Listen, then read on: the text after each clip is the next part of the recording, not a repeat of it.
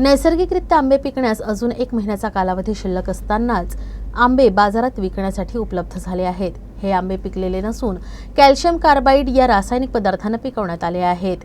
मात्र अन्न व नागरी पुरवठा कार्यालयाचे अधिकारी याकडे दुर्लक्ष करत असल्याचे दिसून येत आहे। हे आंबे आरोग्यास अतिशय धोकादायक आहेत। यावर्षी आंब्याचे उत्पादन भरघोस झालं आहे, मात्र सध्या आंबे पिकले नाही। असं असलं तरीही बाजारात मोठ्या प्रमाणात पिकलेले आंबे विक्रीसाठी उपलब्ध झाले आहेत।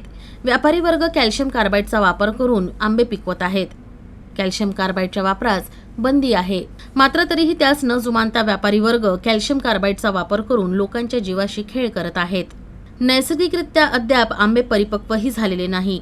अशा स्थितीत ते पिकतीलच कसे असा प्रश्न आता उपस्थित होऊ लागला आहे।